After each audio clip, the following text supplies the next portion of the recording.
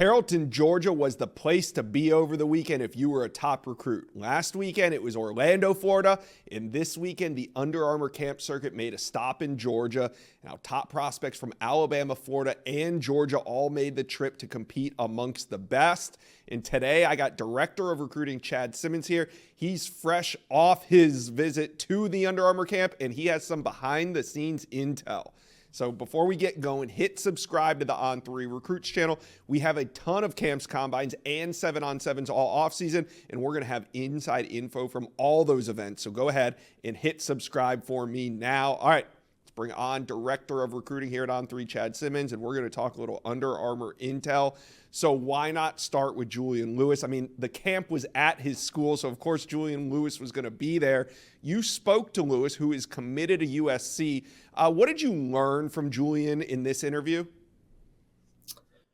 Look, Josh, he's committed, but still taking visits, and what does that mean? That to me means that his commitment's far from over, definitely not locked in and locked down with USC. Obviously still feels good about that commitment. There were some changes there in the off season with Cliff Kingsbury leaving, going back to the NFL and, other coaching changes. But I think the biggest thing that keeps Lewis committed to USC right now is Lincoln Riley, his development, his history with quarterbacks. And, obviously the LA lifestyle is intriguing to Lewis, who is really trying to capitalize on the NIL and his name, image, likeness, and all of that stuff as well. But this recruitment, I think, is far from over. I think there'll be many trips this spring, a few in the summer. And I think based on what I've picked up the last couple of weeks from Juju and his camp, likely won't lock this up until maybe early in his senior season or right before, late summer in his, I guess, right before his senior year starts, I would say.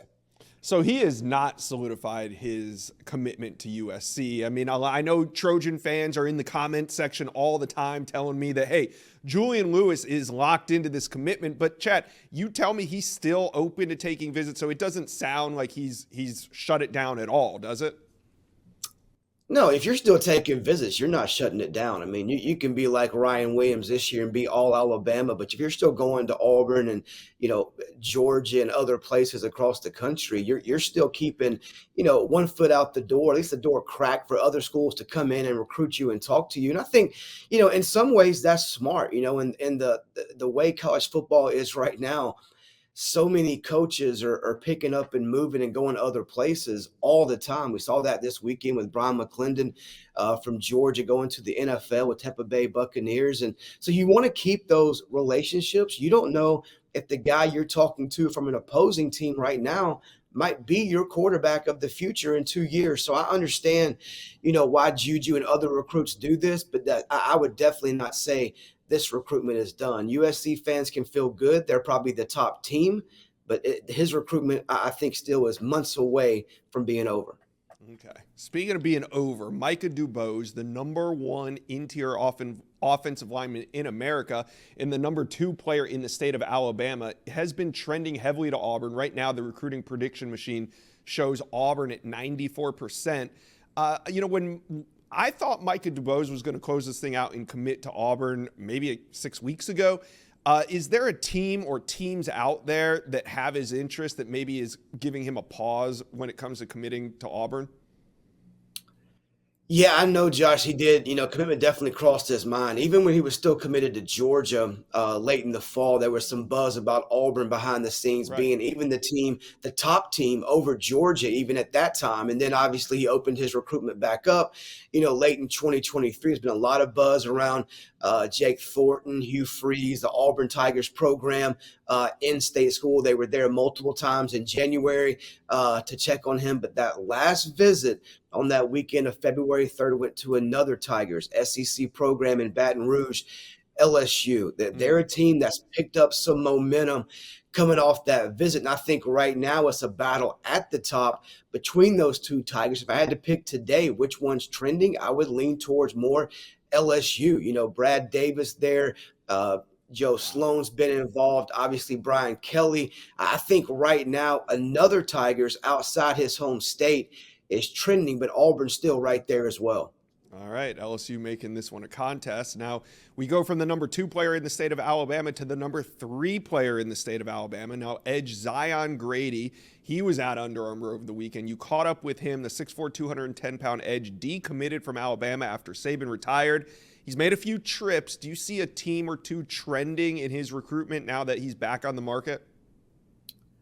Yeah, I would say probably the hot name attached to Zion right now, Josh, is probably Georgia. He was back there in January. He was there for a game in the fall when he was committed to Alabama. When he picked Alabama, Georgia was high on his list as well. I think Georgia's probably the hot team I hear the most attached to Zion's name. And then I think Florida State, he's been there 4, 5, 6 times as well.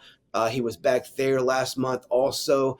He's in strong communication with that staff. He loves what Norvell is doing and has built in Tallahassee. And I think one team that he has yet to visit that recently offered that definitely intrigues him, and that's Ohio State. Obviously, their track record and Larry Johnson's resume of developing players off the edge.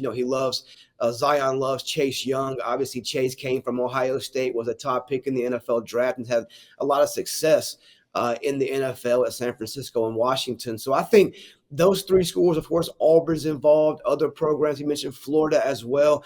Going to Tennessee, I think, also in the spring. But I think if there's a school right now maybe trending at the top, it'd be Georgia. All right. Now, speaking of trending to Georgia, we got wide receiver Travis Smith, top 200 prospect. He goes about 6'4", 200, and he has been trending to UGA. But who else is in his recruitment right now?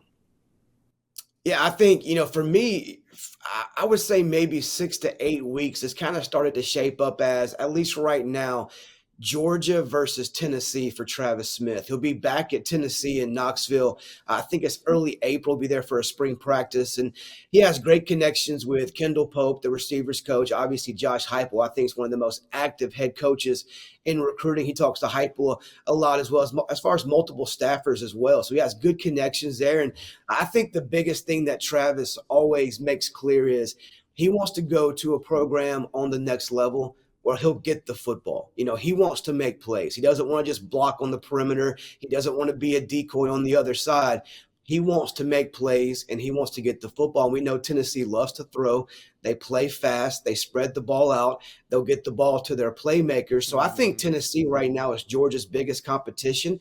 And obviously, I mentioned before, Brian McClendon moving on from Georgia to the NFL. That was his lead recruiter, the receivers coach under Kirby Smart. Now, Georgia still, as Travis told me on Sunday, Georgia's still Georgia. Kirby's still Kirby. They still have the players, the rosters, all that appeals to him, and Georgia's still high on his list. He's very interested now to see, though, who Kirby hires as the new receivers coach. But I think if I had to mention someone outside of Georgia and Tennessee, don't sleep on Auburn. He'll be back there, I think, in March as well.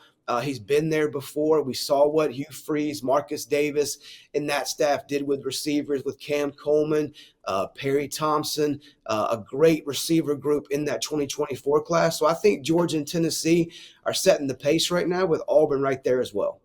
Yeah, that is Travis Smith is an emerging prospect. I mean, great frame. It seems like his recruitment is only going to continue to blow up. Now, I wanted to talk about another one out of Alabama that's really good, and that's running back Alvin Henderson, number 99 ranked player overall in the 2025 class. What's the latest on his recruitment?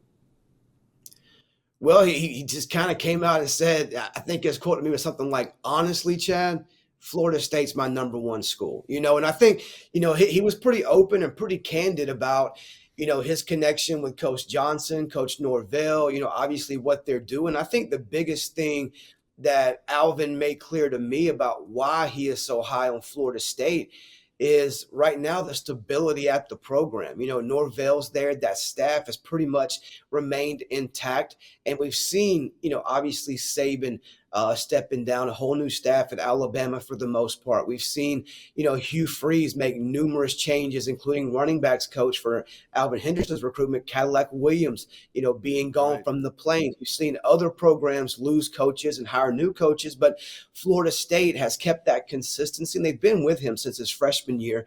He's been there over half a dozen times, but I think right now he's made it pretty clear Florida State is the team to beat. Now, Auburn is always going to be in this. They're right there as well. Miami. He'll be back there this spring. He's been there one time. He loves how Cristobal is very much involved in his recruitment. He sees a path to play pretty early at Miami as well. And then you have Alabama still there. Robert Gillespie, he was retained by Kalen DeBoer. Those two have a good relationship. The first day Gillespie knew he was staying on staff at Alabama, he made that call to Henderson to let him know, hey, you're still a top target for me in Alabama. So numerous schools are still very much involved. But if I had to say who's right there behind Florida State, it would be Auburn and Miami right now. That's going to be a hot recruitment down the stretch. Now, Chad, we kind of saw a flurry of commitments around the early December period for the 2025 class. I'm talking for the 2025 class. We saw a flurry of commitments around the early signing period, kind of around New Year's, but now we're in the dead period. Obviously, things kind of fell off without visits taking place. So for recruiting fans watching this, when do you think we'll see the country kind of heat back up with commitments again? Yeah, I think it'll stay this way. I think you'll see, commitments here and there pop off. We saw Peyton Joseph to Florida on Sunday. I think you could see a surprise or two I've heard about behind the scenes. I don't want to hint too much at those names right now, but I think you could see a couple of names come off maybe in March, possibly. But I really think it'll pick back up, mid to late spring. And obviously we know it will be sizzling come June and July when it's 100 degrees down here for us in the South, Josh. It'll be super smoking hot on the recruiting trail. But I think right now you're going to see more kids lock in those key spring and even official visits for spring and summer. You're going to see more and more kids trim that list down to top 10, top 8, top 5, whatever it may be in these coming weeks, maybe the next couple of months.